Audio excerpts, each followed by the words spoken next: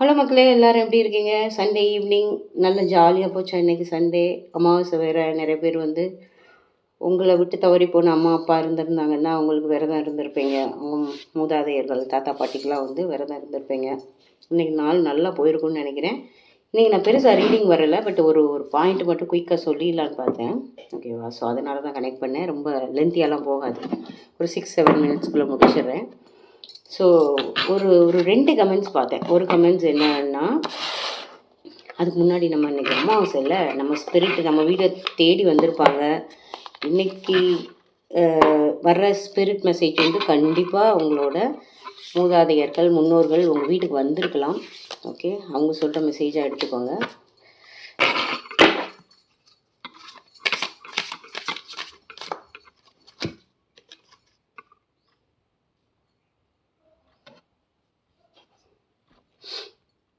Okay, இந்த card வந்து நம்ம ஏற்கனவே பார்த்த கார்டு தான். ஏதாவது உங்களுக்கு மனசில் வந்து குழப்பம் இருந்ததுன்னா வெளியில் போய் தேடாத, உன் மனசில் உட்காந்து யோசி, உன்னோட உள் மனசு உனக்கு பதிலை சொல்லும் அப்படின்றது தான். ஓகேவா? ஸோ உங்கள் ஸ்பிரிட் பேசுனா கூட, இல்லை கடவுளே உங்ககிட்ட பேசணுன்னா கூட வெளியில் வந்து நம்ம பேசுகிற மாதிரிலாம் பேச மாட்டாங்க. உட்காந்து உங்கள் உள் மனசோடு பேசுங்க, ஆள் மனசோடு பேசுங்க.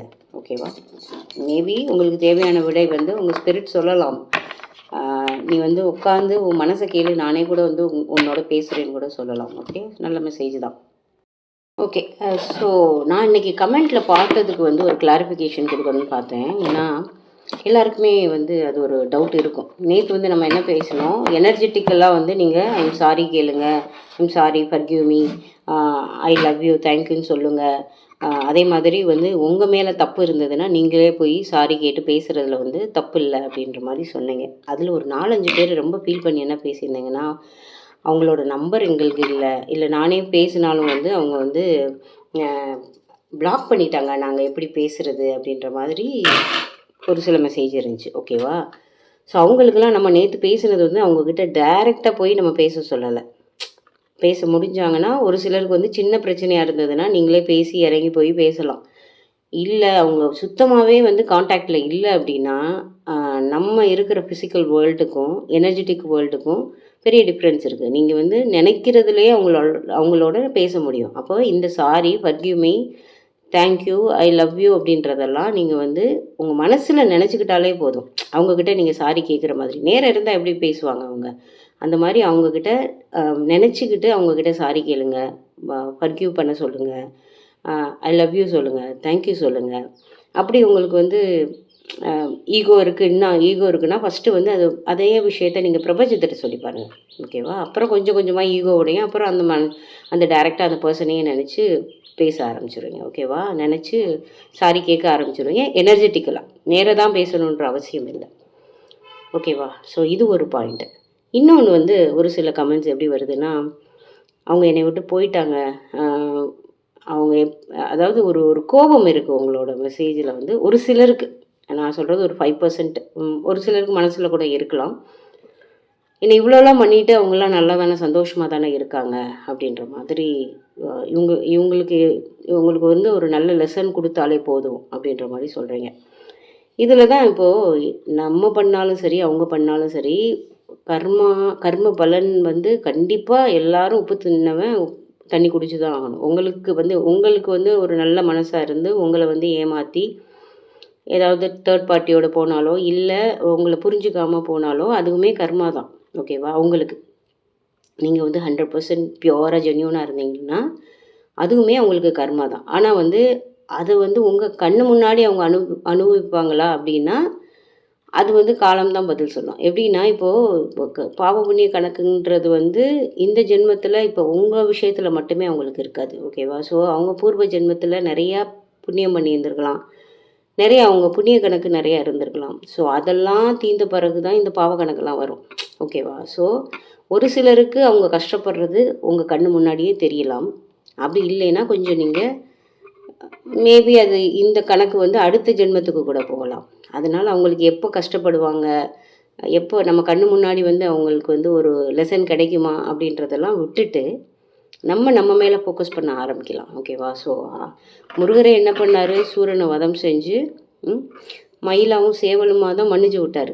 ஸோ காலம் அவங்களுக்கான பதிலை சொல்லும். கர்ம வினைகள் வந்து எப்படி இருக்குமோ அதை அவங்க அனுபவிச்சு தான் ஆகணும். ஆனால் கர்ம வினைன்னு வரும்போது என்ன ஆகும், ஃபஸ்ட்டு அவங்களுக்கு வந்து மென்டலியும் ஃபஸ்ட்டு டிஸ்டர்ப் ஆகும். அது நமக்கு உள்ளே தெரியாது. மேபி உங்களோட பர்சன் வந்து இப்போது ஏற்கனவே மனசு உடஞ்சி போய் இருக்கலாம். ஏதாவது இப்போ ஃபார் எக்ஸாம்பிள் தேர்ட் பார்ட்டியோட போயிருக்காங்கன்னு வச்சுக்கோங்களேன். அவங்களால வந்து வெளியில் சொல்ல முடியாமல் இப்போதைக்கு அவங்களுக்கு 2 பேருக்குள்ளேயும் ஏதாவது பிரச்சனை வந்திருக்கலாம். மனசு உடஞ்சி போயிருக்கலாம். ஃபஸ்ட்டு மனசு உடையும், அப்புறம் வந்து அவங்களோட ஹெல்த்து போகும், அப்புறம் வெல்த்து போகும். இந்த 3 கண்டிப்பாக நடக்கும். ஓகேவா? ஸோ இப்போ அந்த மனசு உடஞ்சி போனது வெளியில் தெரியாமல் கூட இருக்கலாம். இல்லைன்னா அவங்க புண்ணிய கணக்கு வந்து நல்லா இருந்ததுன்னா அந்த காலம் வர்றதுக்கு கொஞ்சம் டிலே ஆகும். அதனால் அவங்க மேலே உள்ள வெறுப்பெல்லாம் விட்டுட்டு நீங்கள் சந்தோஷமாக வாழ பாருங்கள். ஒரு சிலர் வந்து வேணான்னு தூக்கி போட்டிங்கன்னா அதை பற்றி யோசிக்கவே வேண்டாம். நீங்கள் ஒரு நல்ல லைஃப்பை சூஸ் பண்ணிக்கலாம், இல்லை வெயிட் பண்ணிக்கலாம். வெயிட் பண்ணி உங்கள் மனசை திடப்படுத்தி உங்களோட வாழ்க்கையை பார்த்துக்கலாம். உங்களோட செல்ஃப் க்ரோத்தை பாருங்கள். ஒரு சிலர் வந்து புது லைஃபுக்கு ரெடியாக இருந்தீங்கன்னா அதை பாருங்கள். கண்டிப்பாக வந்து உங்களோட கர்ம வினை இதோடு போயிடும். கஷ்டப்படுறீங்க அப்படின்னா இவ்வளோலாம் பாடுபடணும்னு உங்கள் விதியில் எழுதிருந்துச்சுன்னா இதோடு முடிஞ்சு போயிடும். ஓகேவா? ஸோ அடுத்து வரப்போகிற லைஃப் வந்து உங்களுக்கு உண்மையிலே சூப்பராக இருக்கும். முருகன் அருளால் எல்லாமே நல்ல விதமாக நடக்கும். ஒரு சிலருக்கு வந்து இது ஒரு soul connection, twin flame connection அப்படின்னா உங்களோட ஆன்மாவை வந்து அடுத்த லெவலுக்கு எடுத்துகிட்டு போகிறதுக்கு தான் இந்த பிரிவு இந்த லெசன்றது உங்களை வந்து மேம்படுத்துறதுக்காகவே தவிர, அதாவது கார்மிக் ரீசன்னால் வருது அப்படின்னா அதில் பிரிவும் இருக்கும். அதுக்காக நீங்கள் தண்டனையை பற்றி நீங்கள் யோசிக்க வேண்டாம். ஓகேவா?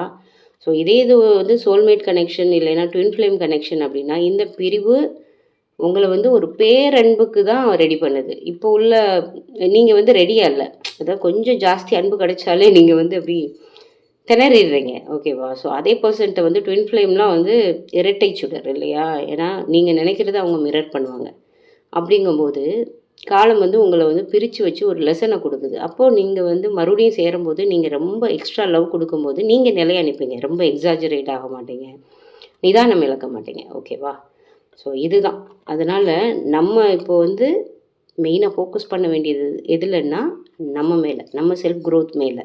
அது மட்டும்தான் உங்களுக்கு இருக்கணுமே தவிர ஏதாவது கரெக்ட் பண்ணணும்னு நினச்சிங்கன்னா அந்த பர்சன் மேலே உங்களுக்கு கோவமே இருந்தாலும் நேராக போய் சாரி கேட்கணும்னு தேவையில்லை. I am sorry, forgive me, I love you, தேங்க்யூன்னு சொல்லலாம். ஓகேவா? ஸோ மனசில் நிறைய லவ்வை வச்சுக்கோங்க. லவ்ன்றது அந்த பர்சன் மேலேன்னு மட்டும் இல்லை, எல்லார் மேலேயும், இந்த உலகத்தில் உள்ள ஒரு ஜீவன் மேலேயும் அன்பாக நடந்துக்கோங்க. அந்த அன்பு அது ஒரு பணத்துக்கு மேலே கூட உங்கள் மேலே அன்பு வரலாம். ஓகே? பணத்துக்கு கூட உங்கள் மேலே அன்பு வரலாம். அன்பு தான், பாசம் தான் உங்களுக்கு இந்த உலகத்தையே இயக்குது. ஓகேவா? அது மெட்டீரியல் திங்ஸாக இருக்கட்டும், இல்லை நான் மெட்டீரியல் திங்ஸாக இருக்கட்டும், இல்லை நம்மளை மாதிரி லிவிங் திங்ஸாக இருக்கட்டும். ஓகே? ஸோ எல்லாத்தையும் இந்த உலகத்தை இயக்குறதே அன்பு மட்டும்தான். அதனால் கோபம், விருப்பு, இதெல்லாம் வெறுப்பு எதுவும் வேண்டாம்.